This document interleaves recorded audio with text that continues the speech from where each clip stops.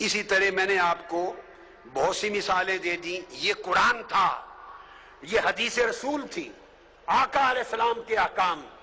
اب صحابہ کا عمل بھی دیکھ لیجئے. اب صحابہ کا عقیدہ، وہ کیسے بولتے تھے، کمپیئر کریں وہ کیسے بولتے تھے، ہم کیسے بولتے ہیں. حدیث پاک کے لفظ ہیں، کوئی بات آقا علیہ السلام سوال کرتے، بخاری، مسلم، ابو داؤد، نسائی، ترمذی، ابن ماجہ، حدیث پاک کی ہر کتاب بھری پڑی ہے، سینکڑوں ہزاروں مقامات حدیث کے آپ بھی جانتے ہیں، مگر توجہ نہیں کبھی کی ادھر. جو سوال میرے آقا کرتے تو صحابہ کرام آگے جواب دیتے، قالوا اللہ ورسولہ اعلم، اللہ اور اس کے رسول جانتے ہیں، بہتر جانتے ہیں. اگر ہمیں کہنا پڑے ہم کیا کہتے ہیں، واللہ اعلم بالصواب. ہم کیا کہتے ہیں، اللہ ہی بہتر جانتا ہے. بولیے کیا کہتے ہیں، اللہ بہتر جانتا ہے. خدا کی عزت کی قسم ابو بکر صدیق نے یہ کبھی نہیں کہا تھا کہ اللہ بہتر جانتا ہے. فاروق اعظم نے یہ نہیں کہا تھا کہ صرف اللہ بہتر جانتا ہے. عثمان غنی نے کبھی نہیں کہا، علی شیر خدا نے کہا. کل صحابہ جب بولتے کہتے اللہ و رسولہ اعلم، اللہ اور اس کا رسول بہتر جانتے ہیں. علم کی بات ہوتی تو کہتے اللہ رسول بہتر جانتے ہیں.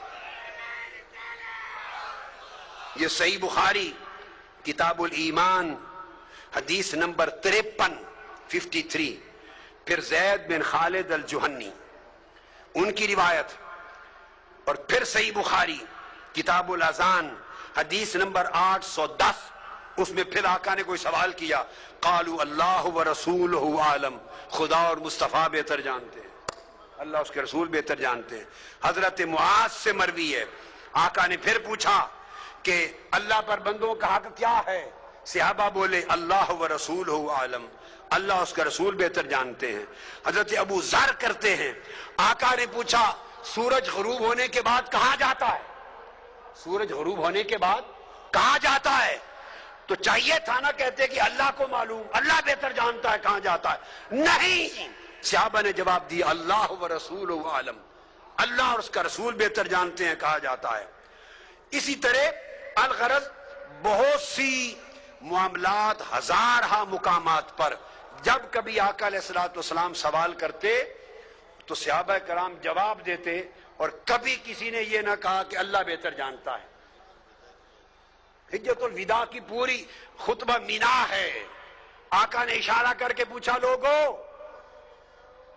آج کون سا دن ہے، ای یوم ھذا، کون سا دن ہے؟ سب کو معلوم ہے کہ آج 9 ذی الحج ہے، 10 ذی الحج ہے، عرفات سے آئے ہیں، مینا پہنچے ہیں، عید ہوئی ہے. مگر کسی نے جواب نہیں دیا کہ اللہ و رسولہ اعلم، اللہ اور اس کا رسول بہتر جانتے ہیں. آقا نے پوچھا کون سا مہینہ ہے، خاموش، اللہ اس کا رسول بہتر جانتے ہیں. حالانکہ حج کر رہے ہیں، پتہ ہے کہ ذی الحجہ ہے، مگر نہیں معلوم نہیں یار کا منشا کیا ہے. عرض کیا اللہ اس کا رسول بہتر جانتا ہے. آقا علیہ السلام نے پوچھا یہ کون سا، کعبۃ اللہ کی طرف اشارہ کر کے کہا یہ کون سا شہر ہے، مکہ شہر، کون سا شہر ہے یہ؟ اب کس کو معلوم نہیں کہ یہ مکہ ہے، مگر معلوم نہیں، سب صحابہ نے سمجھا پتہ نہیں یار کا منشا کیا ہے. عرض کی اللہ اس کا رسول بہتر جانتا ہے. پوچھا گیا، صحیح بخاری کے لفظ ہیں، ایک اور روایت بخاری شریف کی، پوچھا تمہیں معلوم تھا کہ یہ شہر مکہ ہے؟ جب حضور نے پوچھا یہ کون سا شہر ہے تو بتایا کیوں نہیں؟ صحابہ کہتے ہیں ڈر گئے کہ معلوم نہیں حضور آج نام بدلنا نہ چاہتے ہو. ہائے ہائے ہائے، ہم کچھ اور کہہ دیں اور رسول مکہ کا نام بدل ڈالے. بھلے قرآن کی آیتوں میں آ چکا تھا، اس دن رسول کہہ دیتا نہیں یہ مکہ نہیں مدینہ ہے، وہ دن مدینہ بن جاتا. ہمیں معلوم تھا کہ یہ مہینہ ذی الحجہ ہے، ہم اس لیے ڈر گئے، ممکن ہے حضور کہہ دیتے نہیں آج سے محرم ہے، ذی الحج محرم بن جاتا. اس لیے نہیں بولے کہ پاک پانی حضور بدلنا چاہتے ہیں. ان کو معلوم تھا اختیار مصطفیٰ ہے، زبان سے جو کہہ دے وہی شریعت بن جائے.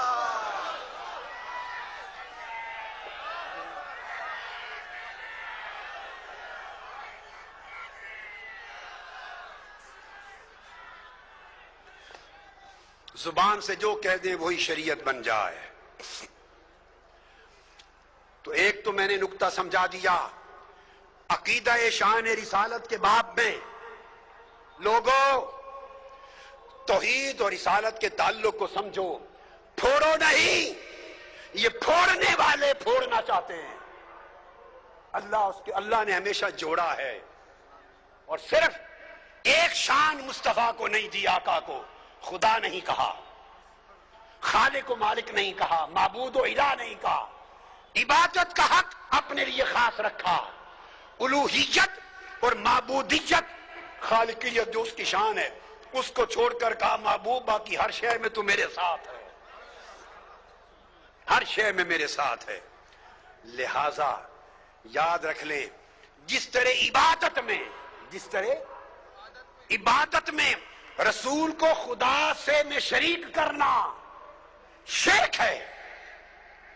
عبادت میں رسول کو خدا کے ساتھ بولیے شریک کرنا، رسول کو خدا کے ساتھ ملانا عبادت میں شرک ہے.